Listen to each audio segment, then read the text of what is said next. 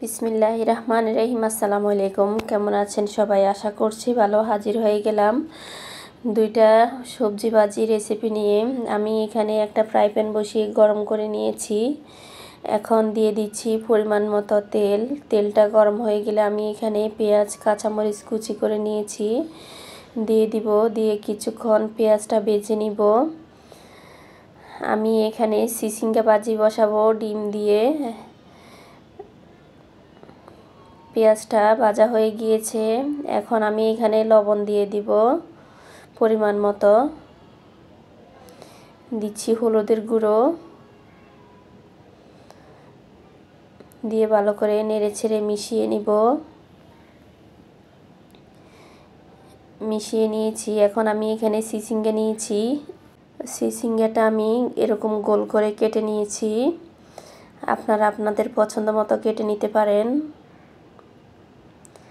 এই তো দিয়ে আমি ভালো করে নেড়েচেড়ে মিশিয়ে নিচ্ছি। মিশিয়ে ঢাকনা দিয়ে কিছুক্ষণ রান্না করে নিব। এটা থেকে পানি বের হবে, ওই পানিতেই কিন্তু সিদ্ধ হয়ে যাবে। এখানে কোনো পানি ব্যবহার করিনি আমি। এই তো ভালো করে নেড়েচেড়ে মিশিয়ে নিয়েছি। কিছুক্ষণ রান্না করে নিলাম। রান্না করে জলটা শুকিয়ে নিয়েছি। এখন আমি এখানে ডিম দিয়ে দিব। আমি এখানে 2টা ডিম নিয়েছি, আপনারা চাইলে একটাও দিতে পারেন। এখন ভালো করে মিশিয়ে নিব ডিমটার সাথে।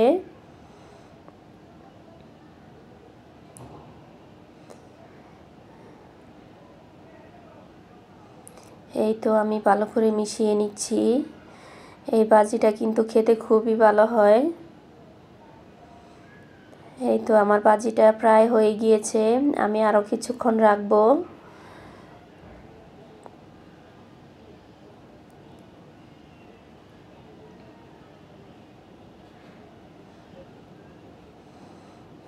এখন নামিয়ে ফেলবো। চুলায় আরেকটা ফ্রাই প্যান বসিয়ে দিব আমি।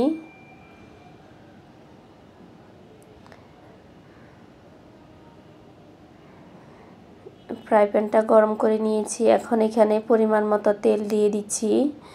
আর এটা আমি সয়াবিন তেল দিয়ে ভাজিটা বসাবো। দিয়ে দিচ্ছি পেঁয়াজ কুচি, কাঁচামরিচ কুচি। এই ভাজিটা রুটির সাথে খেতে কিন্তু খুবই ভালো হয়। আমি এখানে আলু, পেঁপে, গাজর কেটে নিয়েছি আর সেটাই ভাজি করব। এই তো পেঁয়াজটা ভাজা হয়ে গিয়েছে। আমি এখন দিয়ে দিচ্ছি আলু, পেঁপে, গাজর। গাজরটা আমি খুবই কম দিয়েছি, শুধু দেখতে সুন্দর লাগে সেই জন্য। দিচ্ছি লবণ, হলুদের গুঁড়ো দিয়ে দিচ্ছি।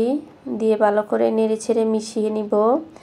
আর এই ভাজিতে আমি কোনো পানি ব্যবহার করব না। আমি ভালো করে নেড়েচেড়ে মিশিয়ে নিয়েছি। এখন চুলাটা কমিয়ে আমি এটা রান্না করে নিব।